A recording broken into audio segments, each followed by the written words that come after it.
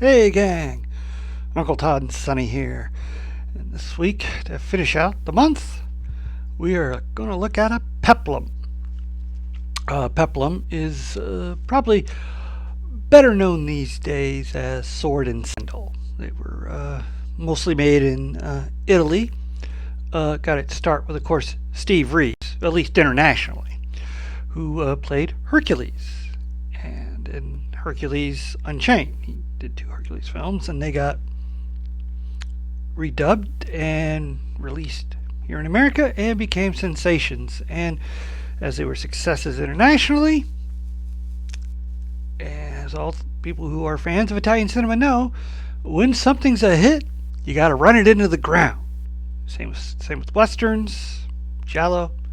So we had all kinds of sword and sandal films.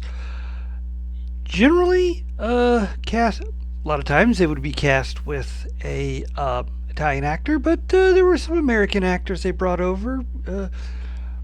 Bodybuilders and athletes would star in some of these films, like Mickey Haggerty, who had a pretty good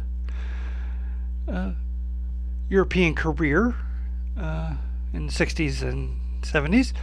Of course, he's also known as the wife of James Mansfield, who did a Hercules film with him, and of course is father of Mariska Haggerty, star of Norris SVU. He also had like Reg Park and Peter Lupus of Mission Impossible fame.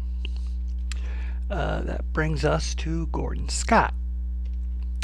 Now, Gordon Scott was a former drill instructor, also an expert in judo and hand-to-hand combat, and had worked at many jobs after his from the Army.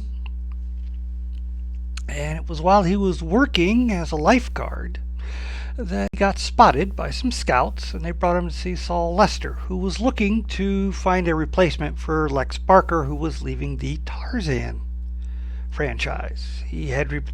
Barker, of course, had replaced Johnny Mueller. And so Gordon Scott was hired and became the second longest running Tarzan in the entire franchise. Of course, number one is Johnny Weissmuller, who did it for almost 20 years and 12 films. Here he did it for approximately 6 to 7 years and did 6 films, starting with Tarzan's Hidden Jungle. And then he did Tarzan and the Lost Safari, Tarzan Fights for Life, and a pilot Tarzan show that was turned into a feature film because it didn't sell, Tarzan and the Trappers. Then came a most important film in Tarzan franchise. It was Tarzan's biggest or greatest adventure. What was very important about this was two things. One, first Tarzan film filmed in Africa in the official series. Also, the first film since Edgar Rice Burroughs' own produced New Adventures of Tarzan in the mid-30s to have an articulate, educated, intelligent Tarzan. No more of this Tarzan, Jane type dialogue. And of course, Scott pulled it off beautifully. He was a good actor. Then came, side note about that film. One of the villains he fought was a very young Sean Connery, who so impressed the producers that they wanted to have him return for the follow-up film. But unfortunately, he was doing this little spy movie called Dr. No, and so he couldn't. But said if he was free, he could be in the one after that, if they still wanted him. Unfortunately, after Dr. No, he was too in demand. Tarzan the Magnificent, Gordon Scott's last film in the franchise. He was up against good old John Carradine as the main villain. One of the other villains was stuntman actor Jock Mahoney, who,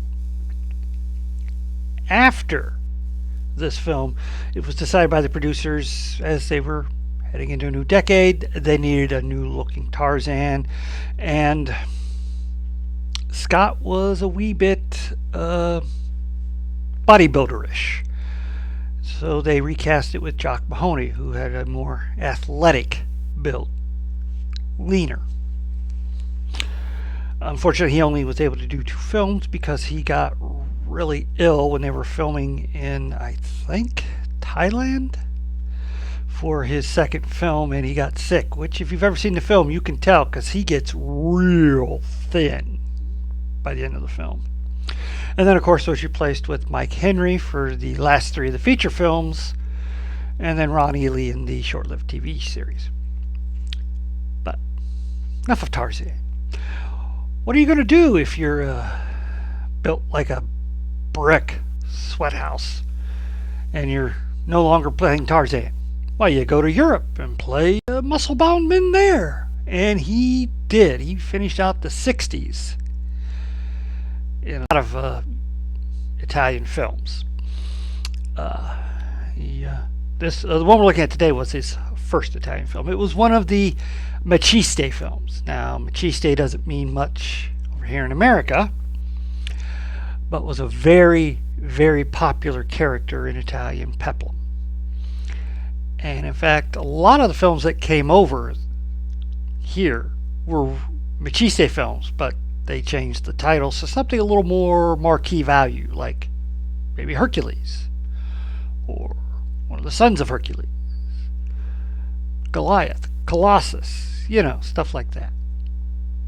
And he continued on with Samson and the 7 Miracles of the World, Duel of the Titans, which star Steve Reeves personally asked for him to play the villain that he would fight.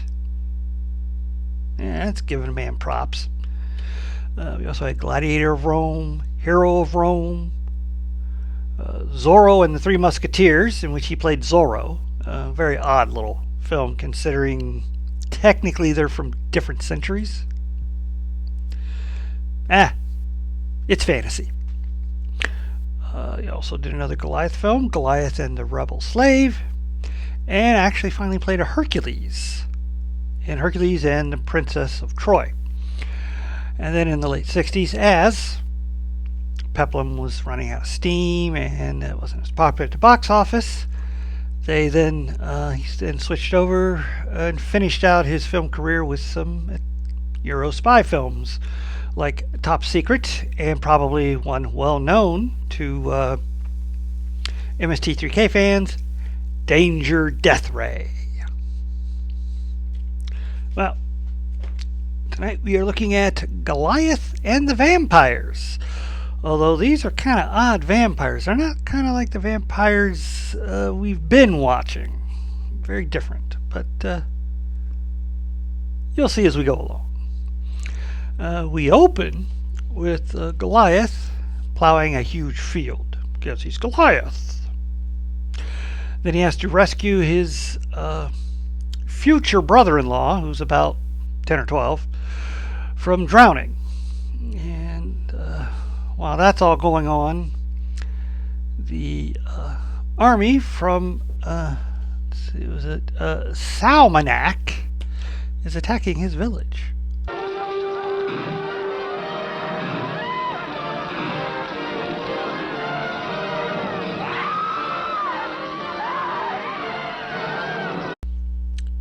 Pretty nasty.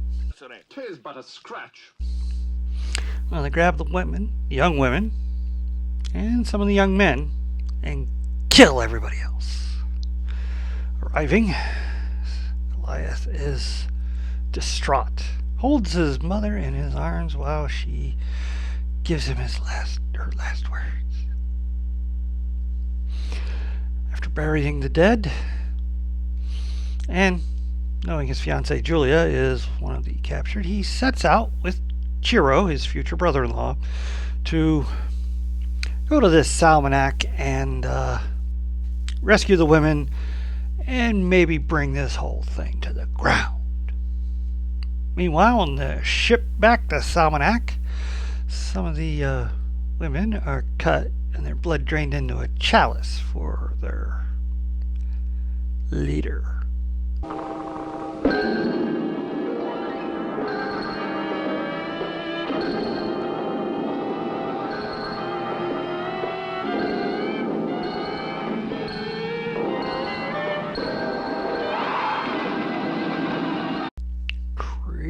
be?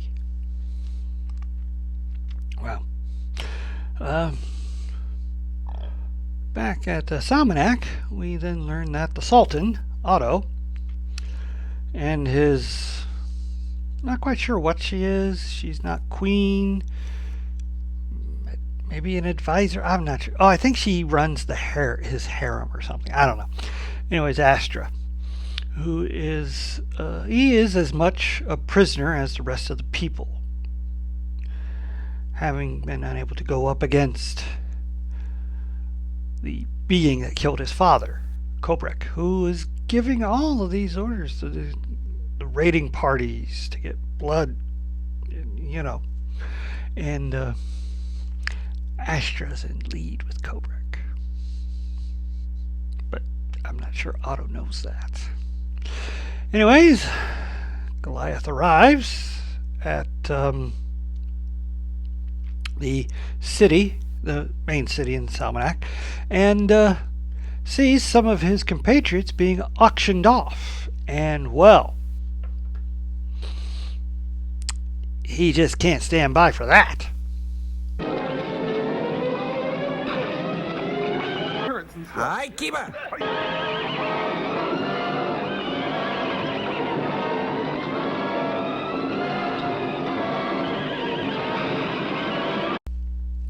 He does that a lot in this movie.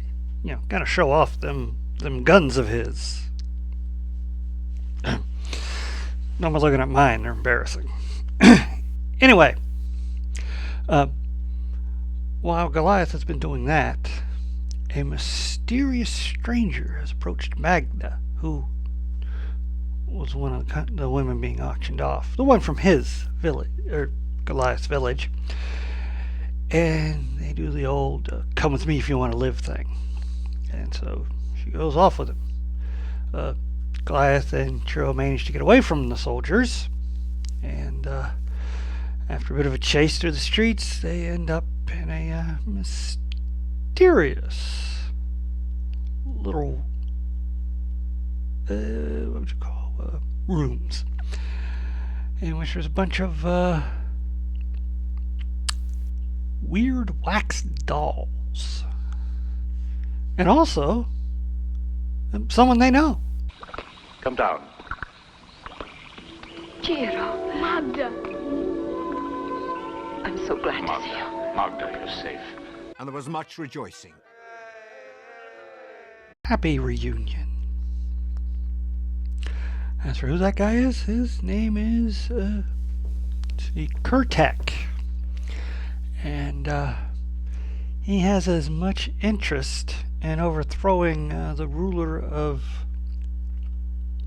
Salmonak as Goliath does. So they're going to form an alliance. Now, Turmeric has a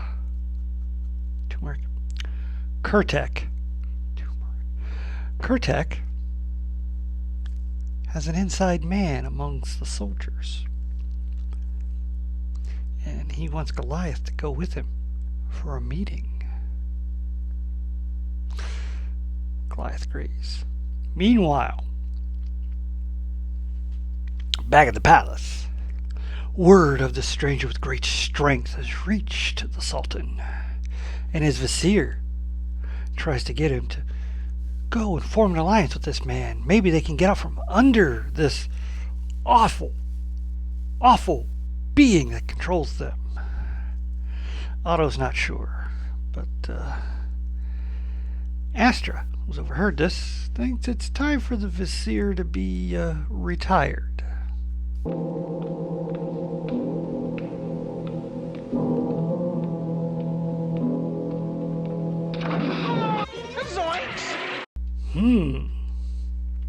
Yeah. Getting a little James Bondian here already. Anyway, she next contacts Kobrek on Kobrek's telephone.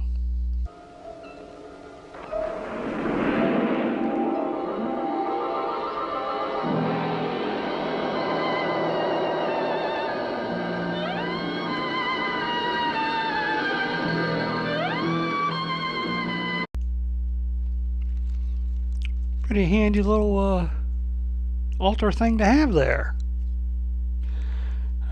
Anyways, she tells Kobrek about Goliath, but he already knows. He knows everything.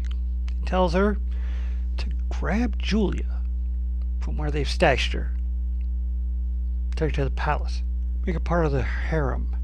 That way Goliath will have to come to them. He has plans for him. Plans she doesn't need to concern herself with. So she goes to a tavern. And has a way of dealing with the guard. What do you want?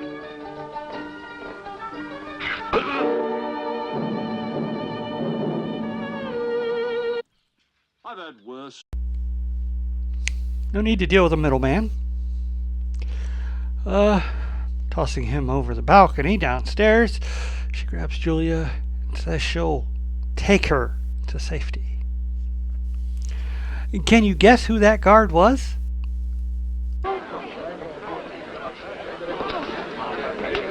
It's him. We're here too late. Inconceivable. Even worse, Goliath has been recognized. I have orders from the Sultan for your arrest. Aye, keeper. That's quite a punch he's got there. Of course, they get into a huge fight. And Goliath, being the kind of guy he is, helps Kubrick to get away, but is himself captured. While this has been going on, Magna has been looking through Kubrick's papers and makes a startling discovery. Kobrak. Kobrak is the name of the monster. Kobrak has a special formula that can bring...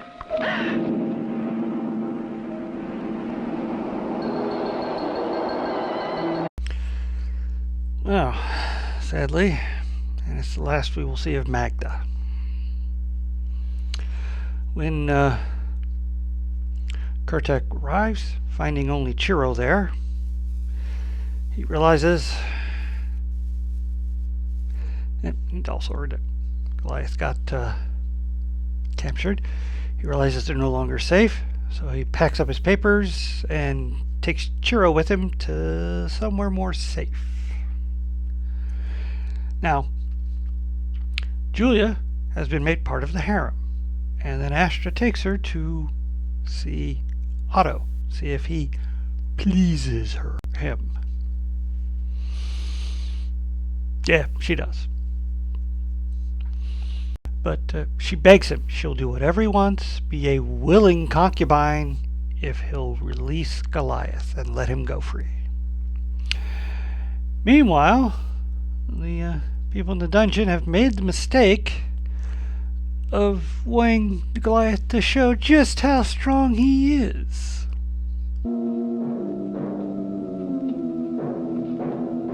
What are you doing? Stop that! No! You'll bring down the roof! No! Stop! These guys aren't too smart. Well, Goliath gets away, makes his way to the throne room, where Otto releases both of them. They're free to go. Perhaps he has inspired him to fight this plague of Kobrak. So, Goliath and Julia leave. And Kobrak's not too happy with this turn of events. I prefer death to slavery.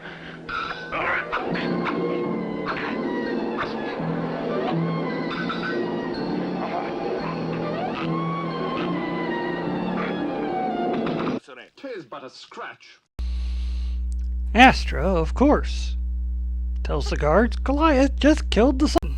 So they race after them, and Goliath and Julia make it to the city gates, where he basically throws the gates at the soldiers, and they get away into the desert, where they run into that most dreaded of all events. What is that? Goliath, what is it? A sandstorm. Yep. As everyone who knows about deep hurting knows, sandstorms and Peplum movies are a chore to get through. And this one goes on for many minutes before they finally end up sheltering in a cave. Exploring the tunnels, they find a sad tableau before them. It's Ben Arvin Yes. and his brother. These are the men from the village who disappeared. They look like statues. What could have done that? Oh, yeah, they also get to see the people that actually live in these caves. Though they may appear to be statues, I assure you that they are not.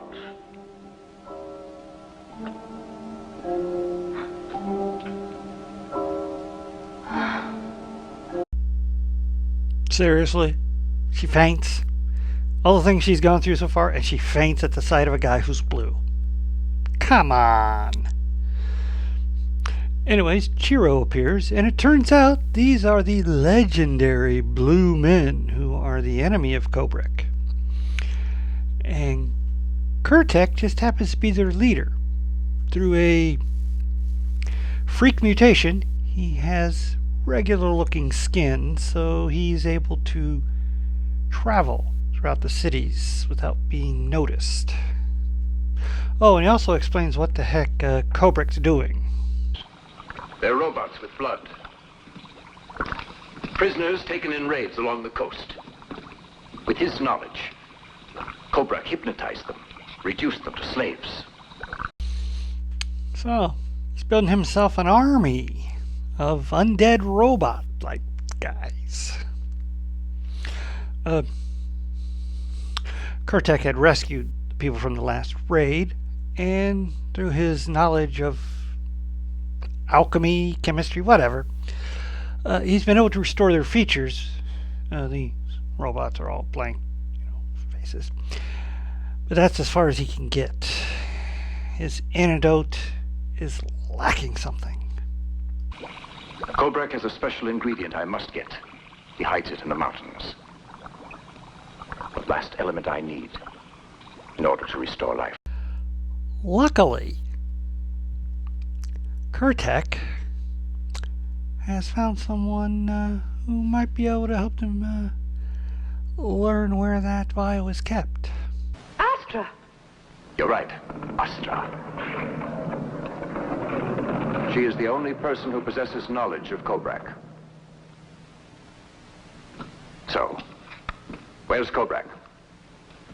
I've told you that I know nothing.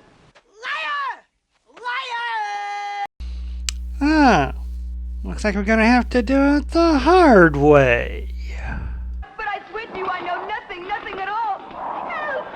Be merciful, Goliath! Save me! No! Help! Oh, gosh darn it. Goliath, being a hero, is going to be all soft-hearted, and he pulls her back up. Personally, I wanted to see what those things could do. Get used to disappointment. Well, she's given as a prisoner over to Julia. And Goliath, along with an army of blue men, heads out for the mountains, with Chiro going along without Goliath's knowledge. Meanwhile, Astra, who, the night before they went on their journey, tried to seduce Goliath, but he's too noble. That was the noblest thing I've ever heard. Also the dumbest. But Julia has realized she's fallen in love with her fiancé. And because Magna is a tricky little thing, she convinces Julia that she only has Goliath's best interest at heart. He's heading into danger, and she's got to help her, which all leads to them escaping and Astra capturing Julia and taking her to Kobrak. Oh, And as they deal in the forest, well, that turns out to be a bit of a trap itself. Because Kubrick knows all.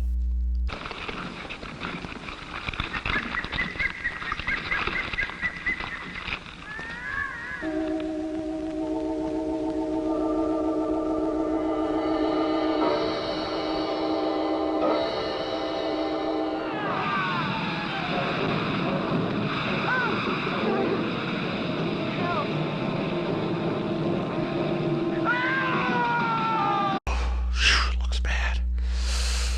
Well, Goliath's going to take them all out for this, but Kubrick places his ace in the hole and shows that he has Julia.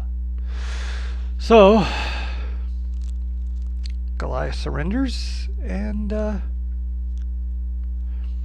he's taken as a prisoner back to Kubrick's lair, where he's thrown into a pit and told that when the time is right, he's going to subject him to a sound wave torture that will destroy his mind, and then he can use Goliath as a template for his army, so that they'll all be super strong, like he is. Chiro did get out from under that tree, and he made it back to Kubrick. Kurtek. Wouldn't lie to me, I know that. You know so much, Kurtek. I'm happy that I'll be well again. It's so beautiful to live.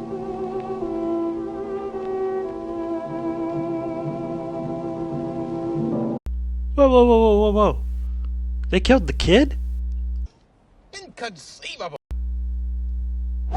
Wow. They play hardball in this film.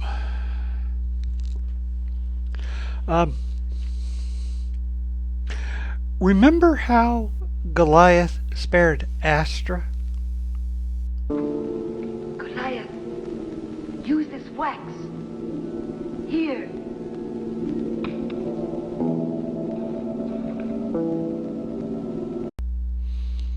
So, debt repaid, I guess. Oh, and how's for that sound wave torture? This is actually pretty clever.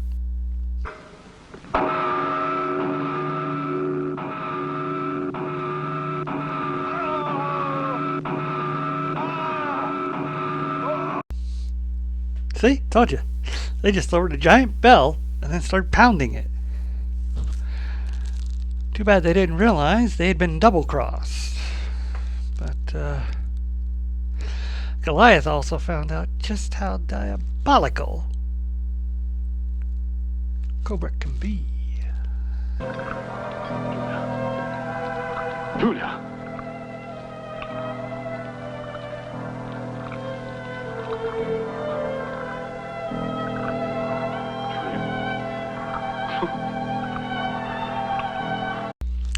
That's it. Now it's time to get serious. He's gonna get real revenge. Runs into a slight problem with that, though.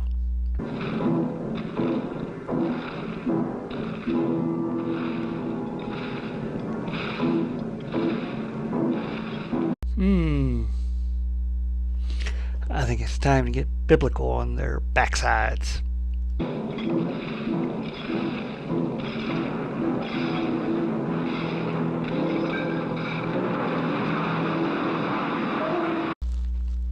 Pretty neat trick. Unfortunately, he's kind of buried himself, so he's gonna have to dig himself out.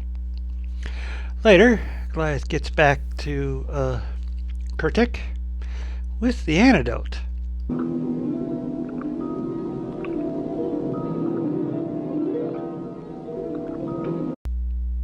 Hey, what's with that evil smile? No,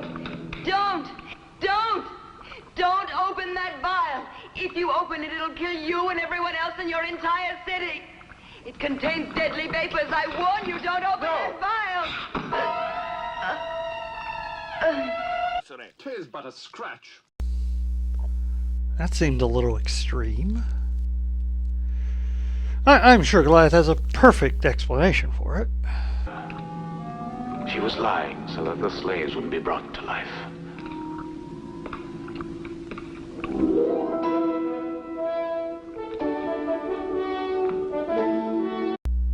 Oh, okay.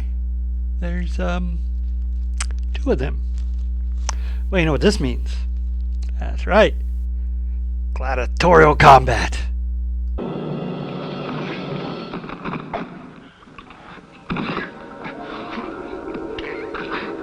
Hi, keeper!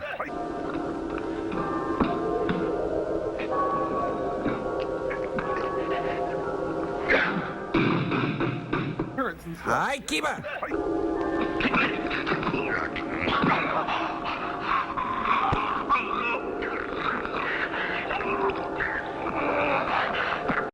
Pulling some wrestling moves there. Well, Greco-Roman, you know. Well, how are we going to tell who's who when we finally get a winner?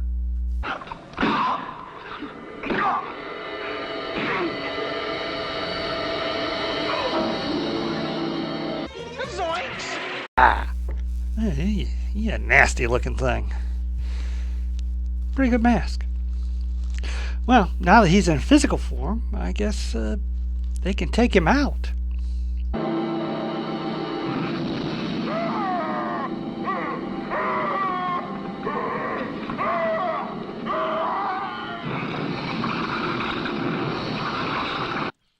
I've had worse.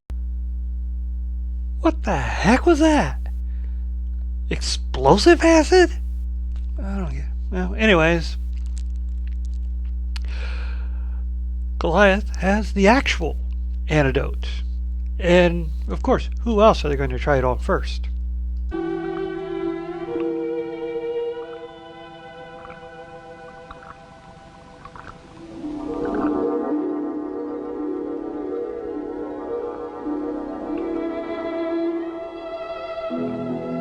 And there was much rejoicing. Yay! Happy ending! Well, now that Julia is restored, the rest of the people get restored, and before heading home, back to their own island, full of about, I think, 5 people now, they erect a statue in Goliath's honor. They parade him around on their shoulders. Oh, and Kurtek, who was the original ruler of the Salmonak, is restored to power. He had been usurped by Kobrek, who installed Otto. So, happy all around. If you're not a fan of Peplum, then you're probably not going to like this one too well. It is a silly film. And stupid. Hey. Silly. But for those that are fans of muscly men tossing chariots and people around, it's pretty fun. Gordon Scott's got a really good screen presence, and he was a pretty good actor despite being dubbed. He, you know, you can kind of see physicality, and if you've ever seen any of his later Tarzan films, you know, yeah, he can give a good performance. Plenty of good action. The vampires are a little weird, although Kobrek seems to, as in the ones seen, seems to actually need to live on blood himself, aka vampire. The actual blood is being used to automate his slaves, apparently. It's a very convoluted thing. But I do like the way he will appear in smoke. At first it seems like only altars, but nope, he can appear anywhere. And he is intangible, but he can physically attack. It's pretty cool and makes him a very dangerous adversary until he gets the bright idea to impersonate Goliath, at which point he is corporeal and they can get rid of him. You know, hoisted on his own petard, as it were. But a lot of good action. Location is kind of, yeah. And given the costumes of the people of Salmonak, are they going for like an Ottoman Empire kind of thing, which I believe was in the area of Turkey? Maybe. but it does kind of open up the normal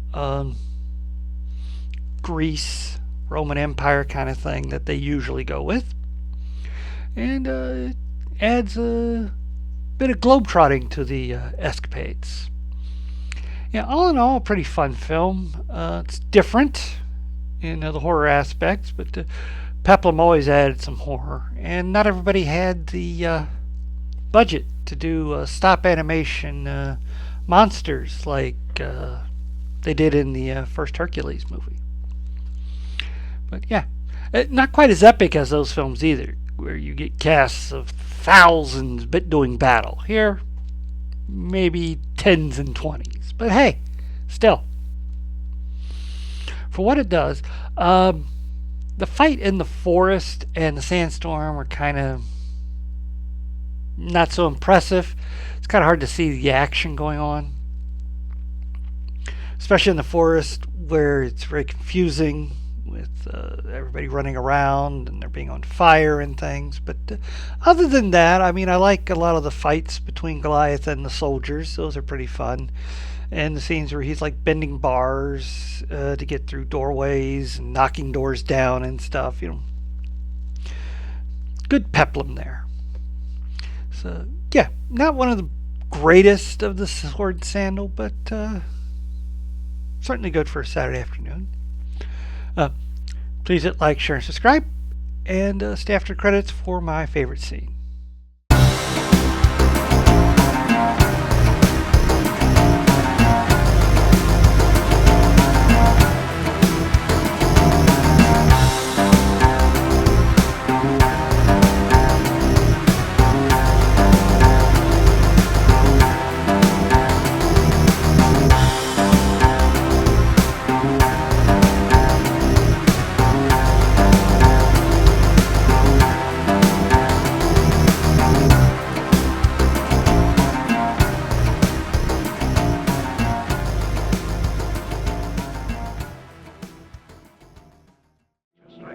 Go ahead. Show me just how strong you really